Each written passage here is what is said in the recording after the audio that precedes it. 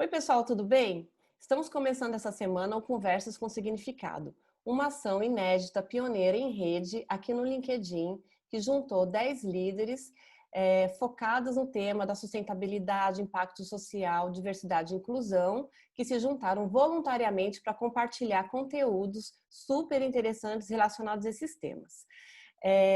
Serão 10 dias, 2 semanas. Essa semana será mais focada na sustentabilidade e no impacto social, então teremos 5 pessoas falando sobre isso. E na semana que vem, mais 5 cobrindo o tema da diversidade e inclusão. E para dar largada aqui e começar já essa conversa, eu trago um tema super interessante que é a urgência na adoção das práticas, cultura e métricas de sustentabilidade, de meio ambiente, impacto social e governança na agenda do gerenciamento de riscos das empresas.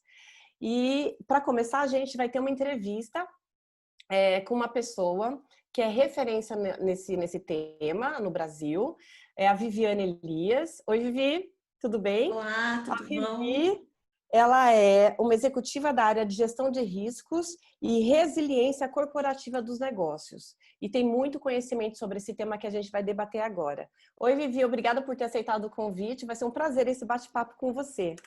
Cris, eu que agradeço essa honra, a possibilidade. Parabenizo todo mundo que está participando desse projeto, que a gente precisa cada vez mais discutir sobre os assuntos que vão ser a nova realidade das empresas. Então, muito obrigada por estar aqui com você. Aliás, Imagina, vocês em rede, eu acho que é isso que é bacana, em rede e compartilhando tanto conhecimento. Muito obrigada por essa honra. eu que agradeço. Vivi, vamos começar nosso bate-papo? É o seguinte, eu já queria começar com um tema já de sola quente, que é esse puxão que está tendo para as questões de ESG, ou Environmental, Social e Governance, ou sustentabilidade social e governança na agenda das empresas. A gente acompanhou aí o lançamento da carta do Larry Fink, da BlackRock, ano passado, que já deu uma sacudida nos mercados, colocando o ESG e o tema das mudanças climáticas como um tema super quente, onde eles vão realmente cobrar das empresas para poder entregar portfólios mais sustentáveis para os seus clientes. E isso muda muito a dinâmica de mercado, porque a gente sabe que coloca uma pressão muito grande na agenda das empresas. Uhum.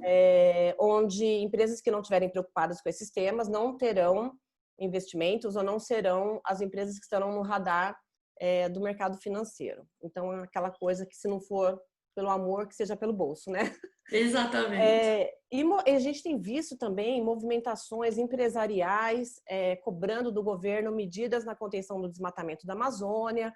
Esse mês mesmo tivemos aí um movimento de ex-presidentes do Banco Central e de ex-ministros da Fazenda também cobrando ações do governo em prol da conservação da Amazônia, porque isso impacta os investimentos no país, isso impacta a reputação e a imagem do país lá fora, e a questão também do propósito e dos valores da gente proteger a Amazônia aí como um recurso natural.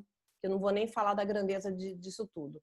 Então, assim, a gente vê que tem um puxão muito grande, e eu queria que você falasse um pouquinho, com seu conhecimento, como que você vê essa agenda, que antigamente vinha um puxão muito mais dos sustentabilistas, dos ambientalistas, mas agora o pessoal que detém ali o capital fazendo essa pressão. Como que você vê esse movimento e como que você acha que isso vai impactar na dinâmica do gerenciamento de risco e até da proteção dos negócios daqui para frente nas empresas? Claro, Cris. Eu acho que esse tema, cada vez mais, ele vai ser um tema não opcional na agenda dos executivos que pretendem, a partir de agora, ter e captar investimento.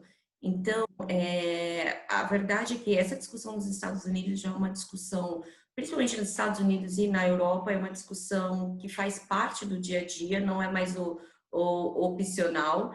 Mas aqui no Brasil já é uma discussão que ainda está no mundo de finanças. Então, eu acho que o grande mito que a gente precisa tirar primeiro das empresas é de que essa é uma discussão da área de finanças ou que simplesmente é contratar um operador que traga dados confiáveis, um fornecedor que vai passar esses dados para vocês de maneira proativa. E não é. O que a gente tem que entender é que existem áreas, as empresas têm que investir em áreas internas para que consigam desenvolver os seus indicadores de maneira precisa, mas mais do que isso, não é só o fato de ter e mostrar o indicador para o investidor, é como mitigar os eventuais riscos que possam acontecer. Então, a agenda saiu do... Não é mais só a coleta seletiva, as lixeiras coloridas no seu mundo corporativo que caracterizam você como uma empresa sustentável, ou você tem uma documentação somente para órgãos regulatórios realmente fazer spell check e conseguir selo green. É muito mais do que isso. O ambiente, os seus clientes, os seus stakeholders vão começar a pedir muito mais do que isso. Perfeito. Não, perfeito. E eu acho tão interessante porque por tanto tempo a gente esperou esse empurrão e agora não tem mais como. Empresas que não colocarem isso não vão sobreviver no futuro, não vão sobreviver. E já em linha com essa questão de riscos e perenidade dos negócios, eu queria que você abordasse um pouco o tema dos riscos quadrados e os riscos emergentes. E a gente bateu um papo essa semana sobre isso, achei tão interessante que eu queria trazer esse tema para a nossa conversa de hoje. Claro. Eu brinco muito, eu tenho alguns amigos que trabalham na área de gestão de riscos e a gente discute muito esse ponto da questão dos riscos quadrados, é um termo que a gente definiu. Porque as empresas, ao longo do tempo, na sua maturidade de gestão de riscos ou de governança, elas entenderam que os riscos relacionados e que deveriam ser mitigados ou com um plano de ação eram riscos mais voltados ao mercado financeiro, produtos, riscos que eles são necessários, mas eles são os básicos. Então, toda empresa faz em determinado grau e determinada maturidade realmente de riscos. A questão é, as empresas, e aí eu me coloco não só grandes empresas, talvez é um outro mito que a gente tem que desmistificar, principalmente a quantidade de startups que a gente está vendo no mercado, que acham que é um ponto só para as grandes corporações, e não é. Afinal, se a gente parar para pensar, as startups elas dependem do quê? De investimento. E as empresas que têm grana para fazer investimento são as empresas que estão preocupadas com os riscos relacionados a ESG. Então, é importantíssimo a gente entender que você precisa investir em profissionais de riscos e sair dos riscos quadrados, que são os riscos básicos de perda de estrutura predial, até porque esses riscos básicos hoje eles evoluíram pós-Covid. E os riscos emergentes que a gente está falando aqui, aí eu vou dar exemplos muito macros até por conta do nosso tempo, eu vou dar um exemplo de risco emergente para cada pilar. Então, se a gente falar de risco de ambiental, sua empresa estava preocupada há um ano atrás com relação ao canudo que era jogado ao mar. Hoje, a sua empresa tem que estar preocupada com o descarte de máscara, por exemplo. Vivi, mas o meu segmento não necessariamente fabrica máscaras.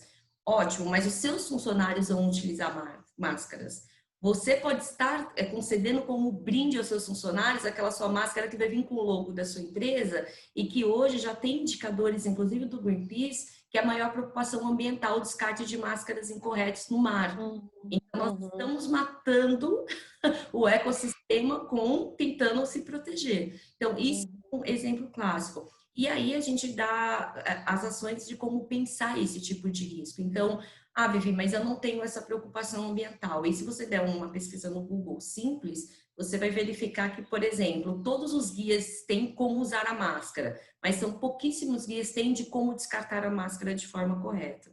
E aí, já fazendo um outro exemplo com o social. Então, a minha empresa fez a doação de milhões de máscaras para comunidades em condição de vulnerabilidade social. Ótimo, a gente está falando de condições sociais que muitas dessas pessoas vivem em situação que não tem saneamento básico. Então, como essas pessoas vão se preocupar com esse descarte de máscara? Então, é o meu social. E aqui a gente está falando de um social de riscos emergentes, por exemplo, ligado à diversidade e à inclusão também. A gente vai falar isso nas próximas semanas, mas pensando de risco de como a minha empresa que está propagando ter 50% de mulheres a mais no board, mas eu não tenho representatividade de outros pilares de diversidade. O seu consumidor vai te questionar isso e o seu investidor vai te questionar isso. E de governança, um exemplo que eu dou muito grande é, eu tenho compliance preparado, eu tenho um canal de denúncia, eu tenho canais de lavagem de dinheiro. Ótimo, mas os meus funcionários estão cientes e confortáveis de utilizar esses meus canais? Então, a gente já vê movimentos de denúncia em rede social de empresas falando, olha, a gente sabe que tem um canal de denúncia, mas o canal de denúncia não é imparcial. E aí, às vezes, a gente implantar o sistema e não utilizá-lo de maneira correta traz muito mais dor de cabeça para a continuidade de negócios, para a resiliência corporativa do que se eu não tivesse. Total, é a questão da transparência, né? E o quanto o funcionário ele se sente confortável de que não haverão represálias, por exemplo, se ele Exatamente. delatar, sei lá, uma certa situação indevida dentro da empresa. E se gasta Exatamente. tantas vezes, tanto em processos e esquecem de tratar a cultura, né? Que é a base aí, o pilar disso tudo, né, Vivi? Exatamente, exatamente. Cris, esse é o Muito. ponto. Uhum. Esse é o E por ponto. fim, olha só, a gente entra num tema super quente agora, que é justamente o momento que a gente está vivendo, que é essa pandemia. E essa pandemia traz também riscos para as empresas, para ambos os lados, que são os riscos relacionados ou associados ao novo normal, que é algo que talvez muitas empresas não estejam atentas e os funcionários também não. E aí eu gostaria que a Vivi, que abordou comigo esse assunto, eu achei também muito interessante, falasse um pouquinho desses riscos relacionados às questões sociais, que muitas Uhum. vezes são invisíveis, mas que lá na frente pode ter um impacto grande nas empresas. Vivi, vamos Ótimo. falar sobre isso agora? Riscos Vamos, associados ao novo normal. vamos lá. E eu acho que o grande risco ao novo normal, e que sempre foi a base da gestão de risco, são pessoas. Então, Uhum. a gente viu muito tempo as pessoas, as empresas falando que não são os meus funcionários, são os meus colaboradores, e agora a gente vai entrar no depois do novo normal em pessoas, né? E quando Uhum. a gente fala em pessoas, a gente está falando de riscos que as empresas estão pensando. Home office, por exemplo, é a solução. São pouquíssimas empresas que estão mitigando os riscos relacionados, por exemplo, a home office. E aí eu dou um exemplo muito viável. Então, eu coloquei um profissional meu que exerce uma função operacional, mas eu não perguntei em nenhum momento quais são os riscos inerentes a essa pessoa na situação que ela vive. Então, o exemplo tangível para ficar mais fácil. Eu tenho um profissional de uma área operacional que executa uma função administrativa e ela mora numa região que tem alguns índices relacionados à violência que são índices elevados. Vocês já pensaram no risco de expor esse funcionário de alguma maneira? Exemplo, vocês estão colocando 15 mil reais de itens de tecnologia na residência dessa pessoa, que vocês estão expondo esse funcionário e a família dela a uma possível situação de roubo, de risco, que podem impactar todo o ecossistema da casa dela. Claro. Então, é um risco de violência mesmo, um risco Uhum. de vivência dessa pessoa, e em nenhum momento ela foi questionada se isso poderia ser mitigado de alguma maneira ou não. Vivi, qual a solução para isso? Ouvir as pessoas. Ouvir Uhum. as pessoas é porque quando a pessoa vive numa situação dela, ela sabe a solução do problema. Então, Uhum. é muito mais do que um subsídio de internet, do que um subsídio de computação ou de itens de ergonomia, que são riscos também que devem ser avaliados pela sua empresa. Não desprezem esses riscos. Uhum. Existem riscos que são importantíssimos, que podem impactar a empresa e pessoas. Então, é o que a gente vê muito, talentos desistindo de trabalhar em grandes corporações, porque não mitigaram esses riscos e decidindo empreender. Então, a gente Uhum. está perdendo talentos. E são talentos que não são fáceis de reposição. São exemplos que a gente poderia passar aqui Claro. falando, mas, Eu mesmo vou dar um por exemplo que favor. você me deu, que eu adorei. E a gente tem que pensar sobre isso. Por exemplo, a empresa cede o computador para o funcionário trabalhar em casa. Essa empresa ela tem que entender que o computador dentro da casa do funcionário, às vezes, vai virar o uso da família. Vai ser para o filho Exatamente. poder fazer a aula, a esposa, o esposo. Então, assim, e aí tem que ter a coisa da depreciação dos assets, sei lá, essa coisa toda financeira. Então, assim, tem que entender que vai além simplesmente de dar um computador e falar assim, agora trabalha home office. Tem a questão, como que vai ser o uso desse computador, e tem que considerar que ele vai ser utilizado por mais de uma pessoa dentro da casa e tudo mais. Muitas vezes Então, pode ser o assim, primeiro computador que tem da casa. naquela casa. E É aí você tem o verdade. seu filho que precisa estudar para o Enem, você sabe que você não tem. E aí a gente Uhum, tem a questão trabalhista também.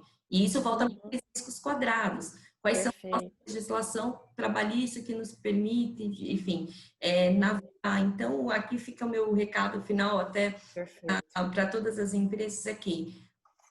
Mantenha uma estrutura de gestão de risco viável dentro da sua Uhum, empresa. É muito mais do que órgão regulatório. Tenha estrutura de riscos, compliance, governança e sustentabilidade diversa. É ela que vai conseguir mapear todos os riscos emergentes que a sua empresa precisa. E mais do que isso, se você está pensando que investir em ESG agora, nesse momento da sua empresa, perda de tempo ou perda de investimento, saiba você que o seu futuro, quanto empresa, ele vai ser questionado. Não é mais opcional, tá? É obrigatório. perfeito. Vivi, muito obrigada. Pessoal, como vocês podem ver, essa conversa com ela daria 3, 4 horas de conversa mais fácil, porque tem muito conteúdo. A gente sofreu aqui para conseguir colocar num tempo aqui para vocês, mas como que a gente quer continuar essa conversa? Através dos comentários, por favor, comentem nas nossas redes. Nós vamos responder juntas todos os comentários possíveis, assim, tudo que vier a gente vai tentar comentar. Compartilhe os conteúdos para que isso chegue no maior número de pessoas possíveis e a gente continue essa corrente do bem. Certinho? Muito obrigada. E amanhã vem mais um conteúdo para vocês do Conversas com Significado. Obrigada. Obrigada, Vivi. Obrigada, Obrigada. Cris. Obrigada. Eu agradeço muito. Foi muito boa conversa. Muito obrigada.